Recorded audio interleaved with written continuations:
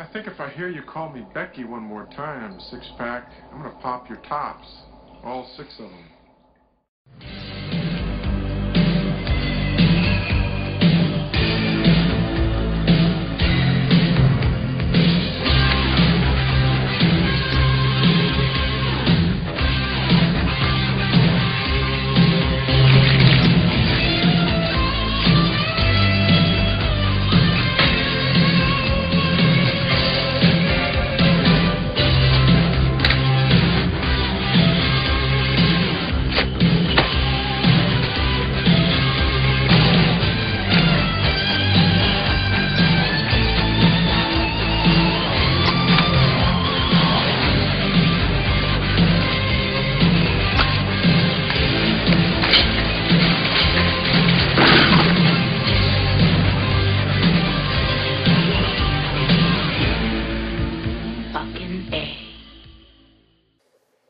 Hey folks, this is Matt once again, coming at you with another film that I reviewed before on the channel. It's still up, but there are certain films I just love reviewing because I feel that they're underrated or I feel that they need more justice.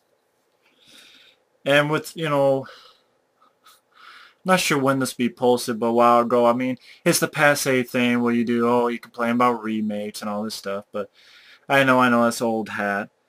But it makes me want to go back and revisit, older films that are just so criminally fucking underrated. That if anyone has not seen this film, please, as soon as possible, check this out. Uncommon Valor. Of course, from Paramount, they gave it a bare bones release. This film is one fantastic war film. Drama, action, humor, whatever you want to call it, this film has it, and it's done so well with its heart on its sleeve that I don't understand why this film is so underrated. I don't understand why this film, I wouldn't say it's forgotten, because thankfully, I did that review, and thankfully Joe, Movie Guru, has seen it, and Mike, OCP Communications, has seen it, and they both loved it. But I'm talking to everyone out there, Michael Keane, Mario, Aaron, anybody and everybody listening. Check this film out, ASAP, Uncommon Valor. It was made in 1983. It's written by Ted Kotcheff. This is the same guy who did First Blood. A year after First Blood, he did this film. Whether you like or hate Gene Hackman, I happen to be a fan of Gene Hackman. This is without a doubt one of his best performances. As Colonel Jason Rhodes, he's a father whose son went missing in Vietnam. In the opening, you see how it happened, how he was so close but yet so far away. And the way it's handled so well, you really feel so sorry for Gene Hackman's character. For instance, there's this scene, and this film is a very touching movie. I don't know, it just really works well where Gene Hackman's trying to sleep and he looks over and he sees his son like he looked when he was a little boy, walking over and saying hi and talking to his dad, to Gene Hackman. And Gene Hackman just puts his hand out like this, and the little boy holds it. And the shot holds, and you see the hand disappear. And then you see Gene Hackman's hand go like this. Subtle, it's not overbearing, but it works so well. And then he's been trying to get people to say, hey, my son's missing in action. We gotta go back there. We gotta see what's happening. Nothing's happening. But he finds an ally in Robert Stack, the great late Robert Stack, who's like this rich, oil tycoon. His son was missing in action as well, and he's basically a millionaire. And he's willing to fund a mission to go back there. And so Gene Hackman goes around finding his son's former platoon. And the cast for this is so magnificent. Not only Gene Hackman and Robert Stack, you got Fred Ward, who was in Tremors. I mean, Fred Ward is a great actor. The Right Stuff. You've seen Fred Ward in a lot of stuff. Yeah, Reb Brown. Some people may not may not know who Reb Brown is, but Reb Brown, he's been in a lot of cheesy movies where he yells. But I am a fan of Reb Brown. He played Captain America in those 70s or so TV movies. This is probably the one legitimate movie he was in, and he did a fantastic job. You got Tim Thomerson from Trancers and Doll Man. Harold Sylvester. Ted Thomerson and Harold Sylvester, they play like the two helicopter pilots. Reb Brown is an explosive expert. Fred Ward was a tunnel rat. You also have a young Patrick Swayze, the late great Patrick Swayze. Swayze, we miss you. We really do. Great actor. He's very missed. And he joins the team. Randall Tex Cobb as Sailor. This is a guy with a beard. If you see Randall Tex Cobb, it's like, okay, I've seen this guy before in quite a few films. Richard Pryor's Critical Condition. You've seen Randall Tex Cobb in a lot of stuff. And like Gene Hackman finds him in a jail cell, and the cops tell him they picked him up because he was wearing a hand grenade around his neck. And so Gene Hackman's not sure. He thinks he's burned out. And just the dialogue is so great, where Randall Tex Cobb as Sailor goes, "Man, I'm so beyond that shit, man. I get energy from the air. I talk to polar bears, had converse with parabesium. Man, I fuck nuclear waste." And so James like, this your hippie LSD bullshit. And Randall Tex Cobb really wants to be on the mission because he knew Gene Hackman's son, whose name is Frank. He knew him well. He was there when Frank, he was like this close from grabbing Frank and having him come home with them, and he wants to come back. And that's the thing, this cast has such a great personality to them. They're very likable. That's the thing, a film where you have people you actually like, an ensemble that's actually very likable. And they have fun humor and banter back and forth. Randall Tex Cobb, Reb Brown see each other at the airport. Oh man, giving them a bear hug. The humor plays itself off well, but the drama's still there.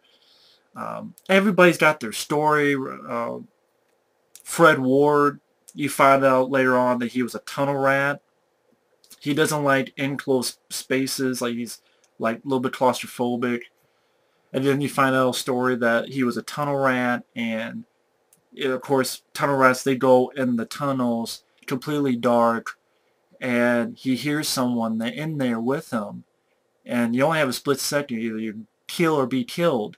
So he kills, and he finds out it was a woman. And so he's stuck down there with this woman for hours and hours. And Gene Hackman talks to him, and another wonderful scene, Gene Hackman telling him that he was in Korea, and how, there would be bodies stacked up. That's how bad it got. And Fred Ward goes, "Do those dreams ever go away?" And Gene Hackman goes, "No, but I made friends with them." And that was, just a really great scene. Because, Gene Hackman, here's a guy like Fred Ward.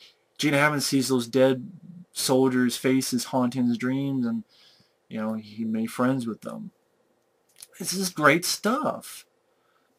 Patrick Swayze, he has a rivalry with a Sailor, thinking that Randall Tex Cobb's not taking it seriously. They're both trying to chop down trees, and then he's not being able to do it. And then Randall Tex Cobb gets moves Patrick Swayze out of the way because he gave up, knocks that down. It's like Randall Tex Cobb tells him, "You don't give up, boy. Not when it's for real." And they have a fight. And Patrick Swayze is goading him. And Sailor's like, "Boy, you just bought the whole can of whoop ass." Oh, that pulling that Oriental shit on me is going to pay you big time. They have a fight, and then you find out why Patrick Swayze is so gung-ho about this. It's because his father was shot down in Vietnam. So that's what I mean. You really care about the characters.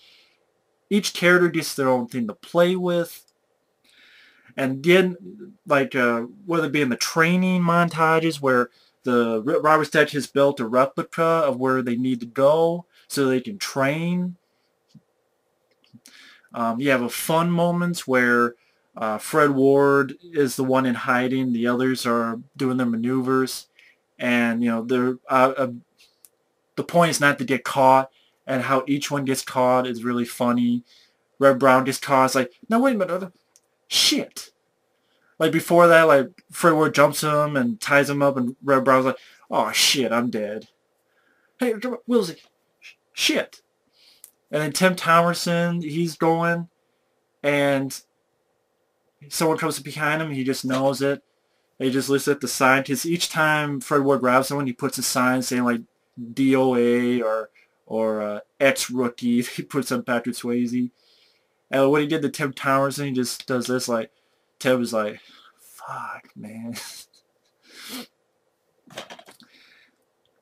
Or, you know, when they get overseas and then they got fucked over because someone kind of let loose on it. No one in the team, but like other people out there got word on it. They took their stuff. They had to find other ways of getting the materials they need and getting there. And of course, the plan doesn't go well as they think. You know, the action works well. That's why I didn't want to put the trailer, because not only is Paramount, for some reason, even though they give this film no features, no good, I mean, it got on DVD, that's it, but they gave it no good special treatment. It made like $30-some million, which I have to think in 1983, that's a pretty good chunk of change. And it's just a damn good movie. Also, the trailer, I'm not a fan of the trailer, because the trailer makes it seem like a dumb action movie. And it's not. It's far from it. You know, it has elements of missing action and Rambo and stuff, but this is a much more dramatic, although I love Rambo and Missing Action, I will say this is a much smarter film, even though I love those films very dearly. This is a good combination of the two, of those kind of films and like a Platoon, Casualties of War type of movie. This is a good combination of the two. It's like the best of both worlds. You have the action, but you also have the heart, the characters, the bits of humor, and the pathos. And then, of course, what happens at the end, I think you guys definitely should find out. The score's been done by James Horner. Now, I know not everybody's a big fan of James Horner. Whether you like or hate James Horner, this is, without a doubt, one of his best scores.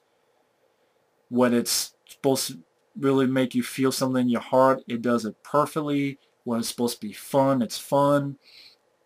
It really complements the film perfectly. The music at the end by Ray Kennedy, Brothers in the Night, is a beautiful song. The ending is it really makes you feel something. It's really touching, which I'll talk about, but that'll be at the end. I'm not giving tremendous spoilers. This is how much I care about this film. I'm not giving tremendous spoilers. And yeah, I'm putting it above there. And if you happen to not like the film, that's cool. But it's a film that really deserves a lot more than it's given.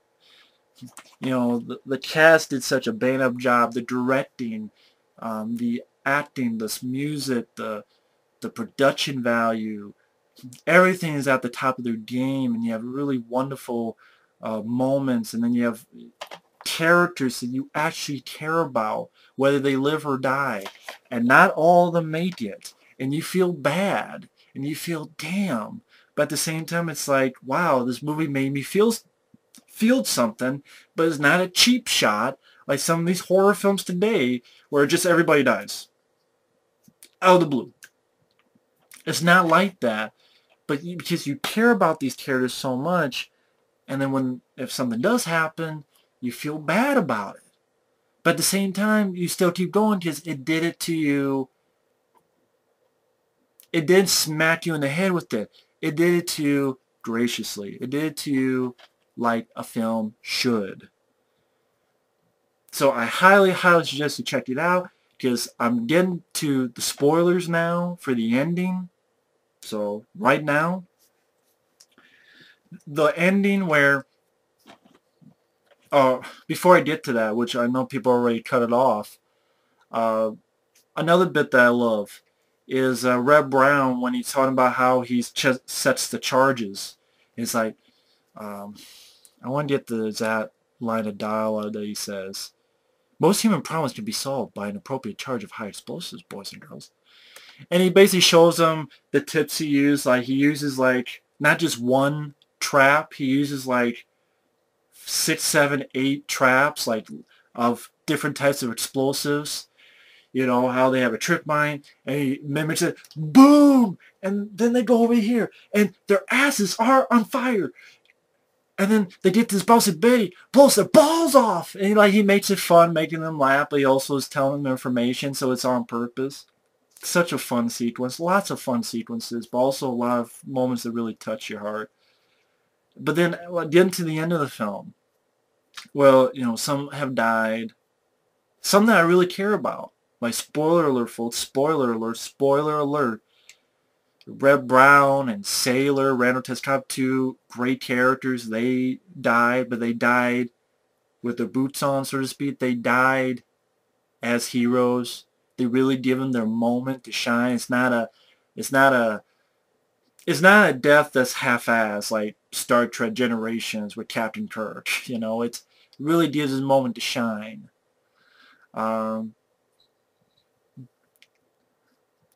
And when Gene Hackman, they get the prisoners that they find, and he's talking to someone, and the guy's saying about how his son, you know, saved his life. He got sick. There's nothing he could do. And Gene Hackman's reaction, his face, you really just like, oh man. You know, you get teary-eyed. It's just a beautiful film to me. It really is. If not to everybody, fine. But this is a film that's just so under-fucking-rated. It's insane. And then Gene Hackman, he's come home to his wife, and Robert Stack has his kid, but Gene Hackman doesn't. And how, when he sees Robert Stack hug his kid, and Gene Hackman just looks at them with his eyes, knowing that he can't have that moment. Just the sadness. But then he looks at his wife, and it's like, for better or worse, at least he knows. Before, he didn't know. Was he alive? Was he dead? Was he being tortured? He doesn't know. Now he knows, and they did do the right thing. And the freeze frame, then you have the beautiful song, which if I can find the song, I'm just going to end this review with that song, because it's such a beautiful song. But either way, that's Uncommon Valor. From the music, the characters, action, humanity, emotion, humor, just everything about this film, I give it the highest regard. I really do. I give it the highest regard to anybody watching this. But that's my review of Uncommon Valor. If you don't like it, that's fine, but if you haven't seen it, please, please, please check it out. It deserves a lot fucking more. But that's my opinion. So either way, thanks for watching. Take care, and we'll see you later. Ciao.